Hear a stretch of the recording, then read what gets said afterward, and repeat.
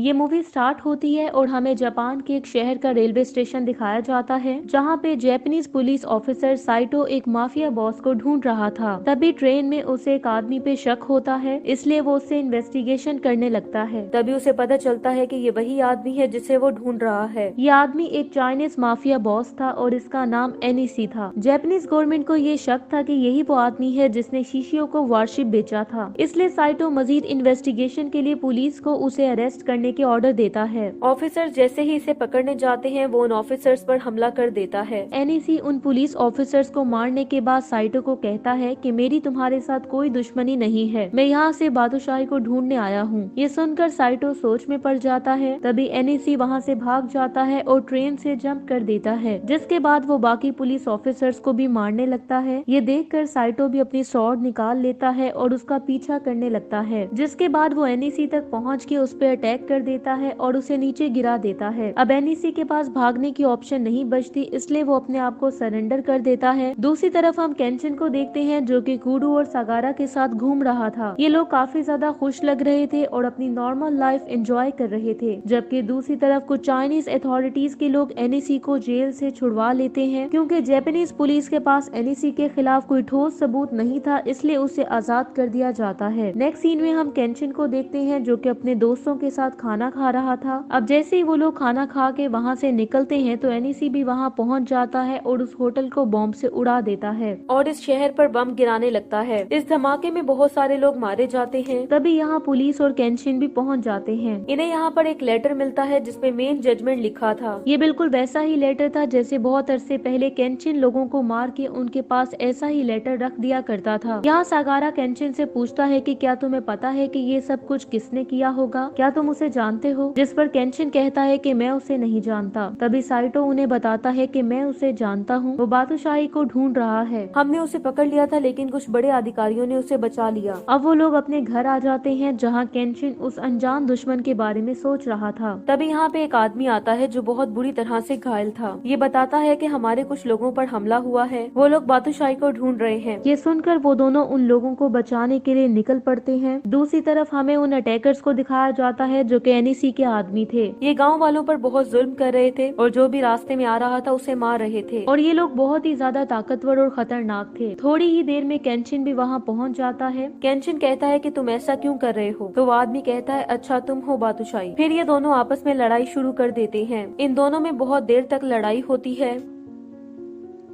आखिर में केंचिन इसे हरा देता है, लेकिन उस आदमी को अपनी हार बर्दाश्त नहीं होती और केंचिन से मेन जजमेंट कहकर अपने आप को बम से उड़ा लेता है। इस धमाके में पूरा घर ब्लास्ट हो जाता है। किसी तरह केंचिन यहाँ से बचकर निकल आता है। ये बहुत ज्यादा दुखी होता है क्योंकि इसकी वजह से बेगुनाह लोग मारे जा रहे थे। ये घर की तरफ आ रहा था कि तभी सामने से एनईसी आ जाता है और कहता है कि क्या बात है, बहुत दुखी लग रहे हो। केंचिन उसे देख के कहता है कि क्या ये तुम हो एनईसी? एनईसी कहता है कि हाँ ये मैं हूँ, तुम क्या करोगे? क्या मुझे भी मार दोगे जैसे 14 साल पहले मेरी बहन को मारा था? बादशाही में उस वक्त कुछ भी नहीं कर पाया था क्योंकि मैं बहुत कमजोर था, लेकिन अब ऐसा नहीं है। अब मैं तुमसे भी ज्यादा ताकतवर बन चुका हूँ, लेकिन फिर भी मैं तुम्हें मारूंगा नहीं। मैं तुम्हें इतना दर्द दूंगा जितना मैंने 14 साल तक सहा है, और यही होगा मेरा मेन जजमेंट। ये कहकर एनईसी वहाँ से चला जाता है। अब केंचिन उदास होकर घर आ जाता है। कोडू पूछती है कि क्या तुम ठीक हो? केंचिन कहता है कि मैं बहुत ज्यादा थक गया हूँ, मुझे आराम करना है, और ये अपने कमरे में चला जाता है। अब यहाँ हमें फ्लैशबैक दिखाया जाता है। बात उस समय की है जब बादशाही लोगों को मारा करता था। उस वक्त बादशाही इतना ज्यादा खूनखार था कि वो देखते ही देखते कई लोगों को मार दिया करता था। फिर एक और सीन दिखाया जाता है जहाँ पे बादशाही कुछ लोगों को मार रहा था। ये वही सीन है जो हमने पहले पार्ट में देखा था। यहीं पे केंचिन के चेहरे पर पहला निशान मिलता है। एक दिन केंचिन किसी जगह पे नाश्ता कर रहा था। यहाँ उसके पास एक लड़की बैठी थी। उस लड़की का नाम टोमियो था और उसे कुछ गुंडे परेशान कर रहे थे। केंचिन इन्हें ऐसा करने से रोकता है। ये गुंडे यहाँ से भाग जाते हैं और बाहर केंचिन का इंतजार करने लगते हैं। ये लोग केंचिन को मारने का पूरा इंतजाम कर चुके थे, लेकिन ये लोग नहीं जानते थे कि किससे पंगा लेने जा रहे हैं। कुछ देर बाद केंचिन बाहर आता है और एक तलवारबाज दौड़कर केंचिन को मारने जाता है। केंचिन उसे एक ही वार में मार गिराता है। ये सब तोमियो देख लेती है और यहीं पर गिरकर बेहोश हो जाती है। केंचिन इसे होटल के अंदर छोड़ देता है और अगले दिन फिर केंचिन इस जगह पर आता है और इस लड़की से उसका नाम पूछता है। वो अपना नाम टोमियो बताती है। केंचिन कहता है कि तुम यहाँ पर क्या करती हो? टोमियो तोमियो बताती है कि मैं यहाँ किचन में मदद करती हूँ। अब रोज केंशिन यहाँ तोमियो से मिलने आता था। अब इन दोनों में बहुत अच्छी दोस्ती हो जाती है, लेकिन आए दिन केंशिन पर कोई न कोई हमला होता रहता था। इसकी वजह से तोमियो पर भी मुसीबत आने लगी थी। नेक्स्ट सीन में ये दोनों एक सुनसान जगह पे रहने के लिए जाते हैं और दोनों शादी करके वहीं जिंदगी गुजारने लगते हैं। इसके बाद बहुत समय गुजर जाता है। कुछ दिन बाद एनिसी यहाँ पे आता है। ये तोमियो का छोटा भाई है। तोमियो इसे देख के बहुत खुश होती है। कुछ देर बाद केंशिन भी यहाँ पे आ जाता है। अब तोमियो केंशिन को एनिसी के बारे में बताती है। कुछ समय बाद केंशिन को ढूंढते ढूंढते दो दुश्मन यहाँ पर आ जाते हैं। एक आदमी केंशिन से लड़ने लगता है। ये आदमी बहुत ज्यादा ताकतवर था। ये केंशिन को बहुत बुरे तरीके से घायल कर देता है। अब केंशिन मरने वाला था और तोमियो ये सब कुछ देख रही थी। तोमियो दौड़कर केंशिन को बचाने के लिए आती है। तभी अचानक केंशिन तलवार चला देता है, जो कि उस आदमी के साथ तोमियो को भी लग जाती है। इसी बीच एनिसी भी वहाँ पे आ गया था, जो कि ये सब कुछ देख लेता है। ये सीन बहुत ही दर्दनाक होता है। तोमियो कहती है, आई एम सॉरी केंशिन, शायद हमारा साथ यहीं तक का था, लेकिन मुझे इस बात की खुशी है कि मैं आखिरी समय तुम्हारे साथ हूँ। फिर ये केंशिन के चेहरे पर एक कट का निशान बना के मर जाती है, जिसके बाद केंशिन काफी ज्यादा दुखी हो जाता है। खैर अब कहानी प्रेजेंट में आती है और हम केंशिन को देखते हैं, जो कि दोजो से बाहर आता है और कुरू से कहता है कि मुझे तुम लोगों को कुछ बताना है। अब सब लोग केंशिन की बात सुनने लगते हैं। केंशिन बताता है कि मेरी शादी हो चुकी है। मेरी बीवी का नाम तोमियो था। एक लड़ाई में वो गलती से मेरे ही हाथों मारी गई थी और अब जो दुश्मन आया है वो कोई और नहीं बल्कि तोमियो का भाई है। उसका नाम एनिसी है और वो मुझे दर्द देने के लिए तुम लोगों को नुकसान पहुंचाएगा, इसलिए तुम लोगों को मुझसे दूर रहना होगा। दूसरी तरफ एनिसी अपनी बहन को याद करके रो रहा था, जबकि इधर केंशिन भी तोमियो को याद करके काफी उदास था। तभी यहाँ पे कोरू आती है और केंशिन को समझाती है कि जो भी हुआ ये एक हादसा था, उसे याद करके अपने आप को दुख मत दो। अब कुछ दिनों बाद दिखाया जाता है कि आसमान में से एनिसी पर्चियां नीचे जमीन पर गिरा रहा था, जिसमें मेन जजमेंट लिखा हुआ था। तभी एनिसी के आदमी गांव पे अटैक कर देते हैं और गांव पर बम गिराने लगते हैं। यहाँ केंशिन और एनिसी के आदमियों में फाइट होने लगती है। कुछ ही देर में केंशिन की हेल्प के लिए उसका एक पुराना दोस्त भी आ जाता है और उन लोगों से फाइट करने लगता है। इधर एनिसी केंशिन के घर पहुँच जाता है। यहाँ सागारा उससे पूछता है कि कौन हो तुम, तो एनिसी कहता है इतनी जल्दी क्या है। अब सागारा उससे कहता है कि अच्छा मैं समझ गया, तुम वही हो ना तोमियो के भाई। खैर केंशिन घर पर नहीं है, उसके बदले मैं तुमसे लड़ूंगा। एनिसी कहता है तुम लड़ोगे, जिसपे वो कहता है हाँ मैं लड़ूंगा। अब ये दोनों लड़ने लगते हैं, लेकिन सागारा उसके सामने कुछ भी नहीं था और कुछ ही देर में एनिसी उसे बहुत ही बुरे तरीके से इंजर कर देता है,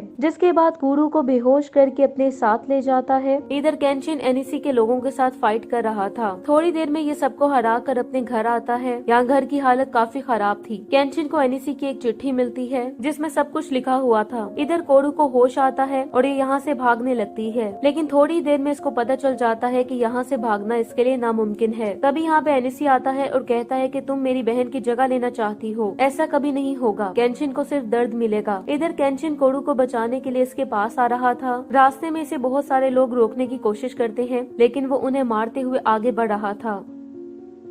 तभी उसकी हेल्प के लिए ऑफिसर साइटो भी वहां आ जाता है और इंजर्ड होने के बावजूद सागारा भी केंशिन की हेल्प के लिए वहां पहुंच जाता है। यहाँ लड़ाई के दौरान केंशिन के सामने सुजीरो आता है। सुजीरो एनिसी के लिए काम करता था, लेकिन केंशिन को सामने देख के वो केंशिन की तरफ हो जाता है, क्योंकि अब वो केंशिन को अपना मास्टर मानता था, इसलिए वो केंशिन की तरफ से लड़ने लगता है। वो केंशिन से कहता है कि आप आगे जाओ, इन लोगों को मैं ही देख लूंगा। फिर केंशिन इसे शुक्रिया बोलकर यहाँ से चला जाता है। थोड़ी ही देर में ये एनिसी के पास पहुँच जाता है। एनिसी कहता है कि आखिर तुम यहाँ तक पहुँच ही गए। केंशिन कहता है कोरू कहाँ है। एनिसी कहता है कि अभी तक तो ठीक है, लेकिन आगे का मुझे पता नहीं। केंशिन कहता है कि जो हुआ था वो एक एक्सीडेंट था। तोमियो अगर तुम्हारी बहन थी तो मेरी बीवी भी थी। जितना तुम्हें दुख है उससे ज्यादा मुझे भी दुख है, लेकिन इसका मतलब ये नहीं कि तुम मुझसे बदला लेने के लिए बेगुनाहों को मारो। तुम्हें ये सब अभी रोकना होगा। एनिसी कहता है चुप हो जाओ, बहुत बोल लिया तुमने। मैं तुम्हारे हर करीबी को तुम्हारी आंखों के सामने मारूंगा, यहाँ तक कि तुम जिस गाँव में रहते हो उस गाँव को भी खत्म कर दूंगा, तभी मेरा बदला पूरा होगा। और कहता है कि अगर तुम मुझे ऐसा करने से रोकना चाहते हो तो तुम्हें मुझसे लड़ना होगा। ये सुन के केंशिन भी उससे फाइट के लिए तैयार हो जाता है। यहाँ उनमें फाइट स्टार्ट हो जाती है और वो एक दूसरे पे काफी जबरदस्त अटैक्स करने लगते हैं। यहाँ बहुत जबरदस्त फाइट दिखाई जाती है और काफी देर लड़ने के बाद आखिरकार केंशिन एनिसी को इंजर करने में कामयाब हो जाता है, जिसके बाद वो अपनी बहन का नाम लेके रोने लगता है और तभी अचानक से वो एक नाइफ से केंशिन पे अटैक कर देता है, लेकिन केंशिन इस बार उसके अटैक को नहीं रोकता का और एनिसी का नाइफ उसे लग जाता है। अब केंशिन एनिसी को कहता है कि एनिसी मुझे माफ कर दो। तभी एक चाइनीज आदमी आके केंशिन को गोली मार देता है। एनिसी को कुछ भी समझ नहीं आता। चाइनीज आदमी दूसरी गोली चलाने लगता है। तभी यहाँ पर कोडू आ जाती है और उस चाइनीज आदमी को ऐसा करने से रोक लेती है। ये आदमी अब कोडू को मारकर उस पर गोली चलाने के लिए जाता है। तभी अचानक से एनिसी कोडू के सामने आ जाता है और ये गोली एनिसी को लग जाती है। फिर एनिसी इस चाइनीज आदमी को मारने लगता है। केंशिन इसे पास आकर रोकता है और कोडू की जान बचाने के लिए शुक्रिया कहता है। एनिसी कहता है कि मैं अपने आप को नहीं रोक सका। यहाँ एनिसी इस बात को मान जाता है कि उसकी बहन के साथ जो कुछ भी हुआ इसमें केंशिन की कोई भी गलती नहीं थी, ये बस एक एक्सीडेंट था। अब कुछ दिनों बाद दिखाया जाता है एनिसी ने अपने आप को अरेस्ट करवा लिया है और इसे अपनी गलती का एहसास हो गया है। दूसरी तरफ हम केंशिन और कोडू को देखते हैं जो कि तोमियो की कब्र पर फूल चढ़ा रहे थे। इसके बाद ये दोनों यहाँ से जाने लगते हैं और यही ये मूवी एंड हो जाती है। Thank you so much for watching.